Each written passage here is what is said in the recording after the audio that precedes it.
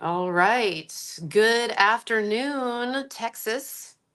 To those of you not in Texas, I'm sorry. No, actually, it is burning up. It's so freaking hot here. So those of you not in Texas, you're doing okay. But I'm happy to be here, San Antonio. I'm still here, about to leave, and head down the road an hour and a half to Austin to see Marilyn Manson's next to last performance, see him wrap it up. But I want to give you some updates. I had a fun, hilarious night last night going to see Lindemann's first show, first North American show with his solo band in San Antonio.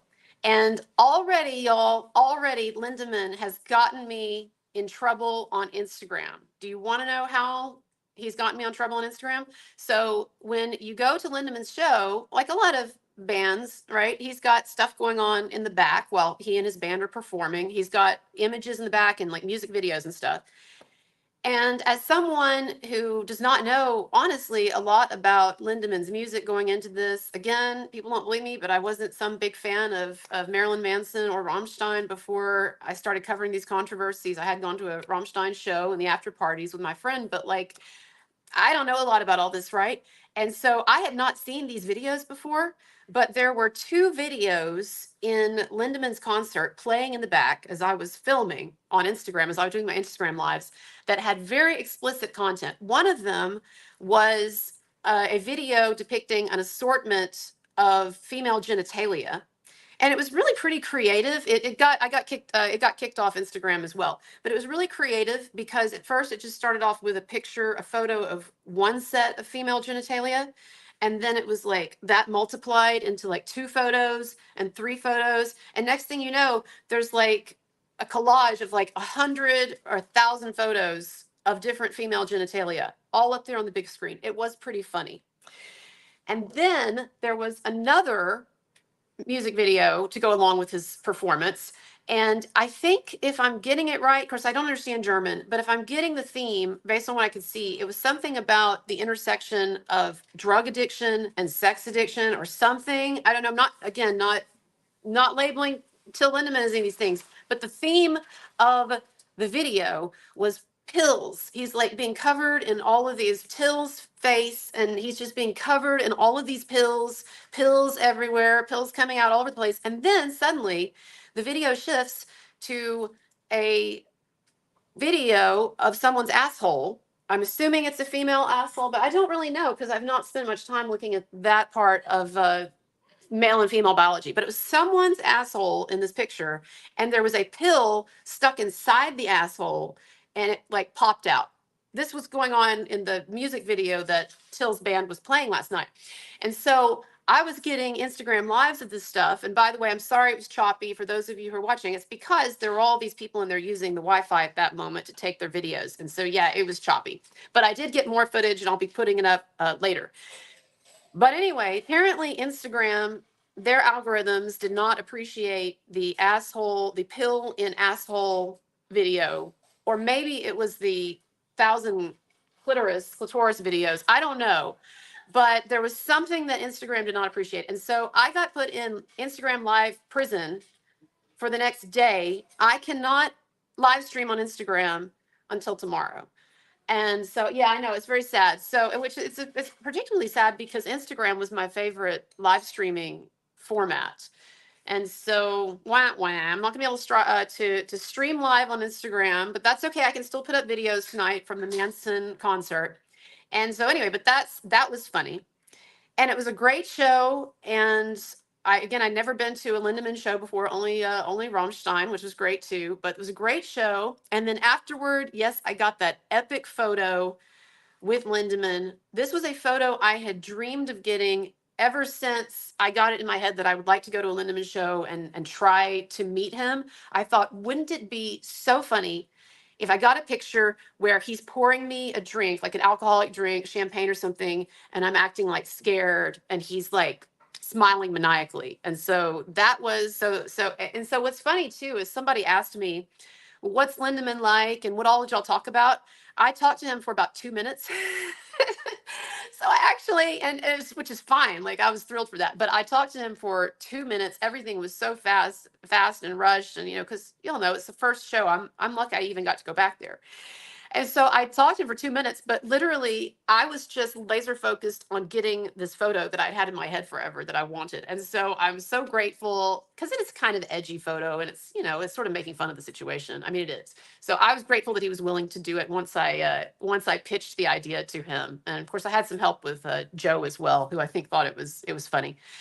But anyway, so I'm so happy I got that picture. But I only got to hang out with him for like 2 minutes and just briefly talk. But he seems like a cool guy, and I didn't get any rapey vibes or anything like that. Did not get a chance to see the 61-year-old Willie, but that's okay. There's always next time. So you never know.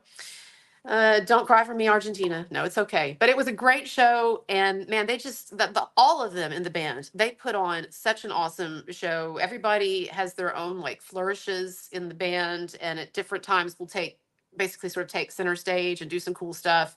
And of course, it's so impressive that he has three female instrumentalists. We're not just talking vocalists, right? Three female instrumentalists who are out there playing their asses off and more than holding their own with anything that any men could do. And then, of course, you've got Joe Lutz, who's just like never stops on those drums. And in that crazy outfit, Joe must have the craziest costume in rock and roll. If you don't know what I'm talking about, look up Lindemann, look up his drummer, his costume. It's pretty fucking disgusting, but it is an interesting costume. So yeah, I had a great time. I want to talk about it more. There was some interesting people I got to talk to, and it was a cool time backstage. And so anyway, I'll talk about it more. But that's what happened last night. But it is unfortunate that I am in Instagram Live prison, but hopefully I get out by tonight.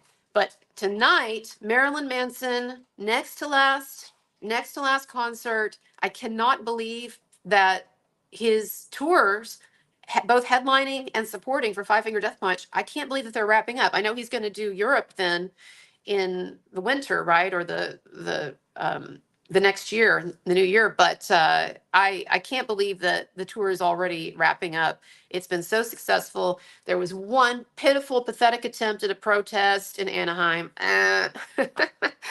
So congratulations to him. And yesterday I took a bunch of stupid, funny signs out to the Lindemann concert, and you can look at my previous video and look at my Instagram if you want to see those signs. But I'm not going to be doing any kind of pranking like that tonight with the Manson show, but just because to me it is such a special thing to see the end of the tour, to see things wrapping up here, particularly in my home state after spending almost 4 years working on this, as I know a number of you have, on this goal of making people aware that he is innocent and helping him to get uncanceled. So it's just a time for celebration, and kudos to all of us who have promoted the truth and stood up for the truth. And I'm just so happy for him that these tours are drawing to a close without incident. Knock on wood, right? So anyway, but I'm really excited tonight. I'm going to be out there, going to be doing interviews. I got some cool interviews too with people backstage at Lindemann, and of course I'll have to post that. I've got a lot of content to be posting this week, and I want to put out videos finally talking about my my meeting with Manson in Pennsylvania, first time meeting him, and then also more about last night, the Lindemann show. But anyway, but for right now, I just want to give you an update. About to head to Austin. When I get there, I will set up shop and put out more videos. Again, follow me on Instagram as well. Even though I'm in Instagram jail, I'll still be posting videos and pictures there, and then also here on YouTube. And so anyway, but I just appreciate all of you for giving me this platform, honestly, because if I didn't have any viewers, if I didn't have all of you watching my stuff over the years and supporting me, then I wouldn't have the platform to be doing the stuff that I'm doing right now. And I'm well aware of how absolutely lucky I am. And also, I just feel so lucky to have bet on two guys who turned out to be innocent, because there's stuff going on now, as we all know, with the P. Diddy situation and all that craziness. And of course, we've all seen the video of him attacking his girlfriend in the hallway at that hotel and all of that. And I just think to myself, how much would it have sucked if I had bet on the wrong guys the last several years with Manson and with Lindemann and of course with Depp, and they all turned out Sorry about that. My mom trying to call me in the middle of doing a stream. But anyway, I'm gonna have to go soon because she's gonna be calling back. She's like the Terminator. She'll be back, so I've got to go. But Dan Campbell says you're literally backed up against a wall or a door or whatever that is. I am. It's the best lighting in this place, so that's why. But y'all, I'm gonna do a longer live stream later. But do check out my Instagram stuff because there's a lot more on there that I don't post on YouTube. Got some funny stuff, and I'll be putting together a compilation video, getting that out this week. But yes, more to come tonight. Thank you all so much. Bye bye.